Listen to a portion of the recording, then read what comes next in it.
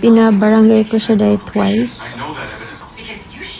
Yeah, not once, but twice. Ellen Adarna naglabas ng resibo ng pangangaliwa ni Derek Ramsey, at ayon sa maraming netizens, tama raw ang hinala nila. Matagal nang sinasabi ni Ellen sa mga dating Instagram posts niya na, goodbye agad, kapag may nambabae, dahil hindi raw niya kayang magbigay ng second chances sa cheaters. At ngayong araw, sunod-sunod ang pasabog niya sa Instagram. Ipinost ni Ellen ang screenshot ng conversation ni na Derek at isang babae. Ayon sa kanya, nang nagaganap daw ang chat na iyon, sila na ng aktor. Opisyal silang naging couple noong February 4, 2021, pero ang chat ni Derek sa ibang babae ay dated February 13, 9 na araw matapos maging sila at isang araw bago ang Valentine's Day. Yeah, so, di ba? That was 9 days, 10 days into the relationship. Yes, we were not married that time yet. Hindi pinangalanan ni Ellen ang babae dahil pinagbawalan siya ng kanyang mga abogado. Pero may matapang siyang patama. Tigilan mo ang pag-post ng makajos na quotes, baka ang social media account mo lang ang makaakyat sa langit. Hindi man siya nag-name drop, alam ng netizens na mahilig si Derek sa cryptic posts, at minsan ay tila patama pa sa dating asawa. Ayon kay Ellen, 3 weeks ago lang niya nalaman ang lahat matapos may magsumbong sa kanya. Alam daw ng babae na dating na sina Ellen at Derek noong mga panahong iyon, pero ni-replyan pa rin niya si Derek. At ayon pa raw sa babae, tanggap niya na isa siyang seasonal friend at beach. May nagtanong kay Ellen kung bakit niya pinakasalan si Derek kung alam niyang cheater ito. Anya, ngayong November lang niya nakita ang screenshots. Kung noon pa raw niya nalaman, hindi siya magpapakasal. Hindi na iwasan ng netizens na ikumpara ang sitwasyon kay John Lloyd Cruz, ex-boyfriend ni Ellen. Ayon sa kanya, si JL ay present father at good provider. Dinipensahan pa niya ito laban sa panlalait umano ni Christian Gaza. Sabi ni Ellen, mas bilyonaryo pa raw ang dating ni JL dahil nag-charter ito ng eroplano para lang makita si Elias noong kasagsagan ng pandemya. Bakit raw minamaliit ni Sian si Lloydie na wala naman siyang alam rito? Ba't mo minamaliit?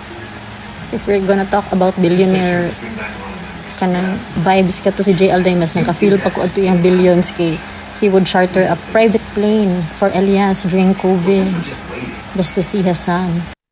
Ayon kay Ellen, kilala niya ang babae. Pero hindi raw ito ex-girlfriend ni Derek. Wala raw kinalaman ang mga exes ni Derek sa issue. Nagbigay naman siya ng clues. Una, nagbuboxing silang dalawa. Matagal nang magkakilala ang babae at si Derek, decades na raw. Pero hindi ito si Pernilla dahil close friends sila. Sa mga conversation na ipinost ni Ellen, sinasabi ng kausap ng babae na baka guilty si Derek. Dahil dito, nag-speculate ang netizens. Baka raw may nag-ghost na babae si Derek dahil kay Ellen. O baka matagal na raw siyang side chick bago pa nagkakilala sina Derek at Ellen. Ipinakita rin ni Ellen ang conversation niya sa ilang ex ni Derek. Nagkaalaman sila sa mga kasinungalingang sinabi ni Derek sa kanila noon. Suportado raw nila si Ellen sa paglabas niya ng mga resibo. Sa panig naman ni Derek, itinanggi niya ang cheating. Ayon sa kanya, 6 na buwan na raw silang hiwalay. Pero mabilis itong sinupalpal ni Ellen. Sabi niya, mali ang bilang ni Derek kung kailan sila naghiwalay. At dagdag pa niya, sana nanahimik ka na lang, dahil marami pa akong resibo. Simula pa lang to. Sa ngayon, nakatira pa sina Ellen at ang mga anak niya kina Derek dahil ongoing pa raw ang renovation ng bahay niya. Pero sabi ni Ellen, malapit nang matapos at aalis na sila agad. So paano napaalis si Derek sa sarili nitong bahay? Pinabarangay ni Ellen ang aktor twice. At ang agreement nila, ay saka na babalik si Derek sa sarili niyang bahay, pagtapos na ang pinapagawa ni Ellen. Pinabarangay ko siya dahil twice. Yeah, not once, but twice. Yeah, but we had an agreement that he won't come back until I move into my new place. Total, I'm gonna be gone forever.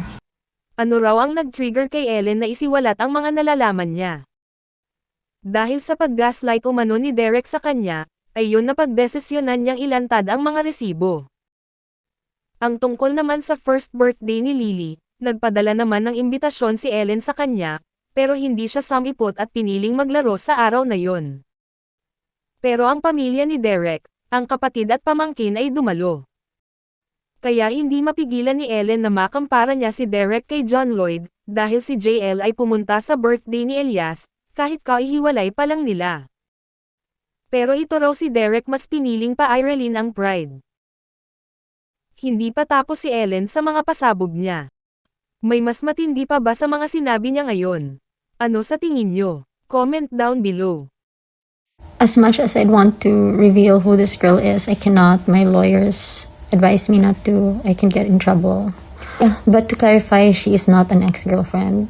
She's, I think, a side chick.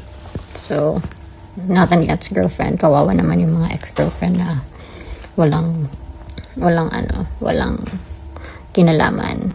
But, yeah, I know this girl has always been there. We've been friends for decades and she's always been there.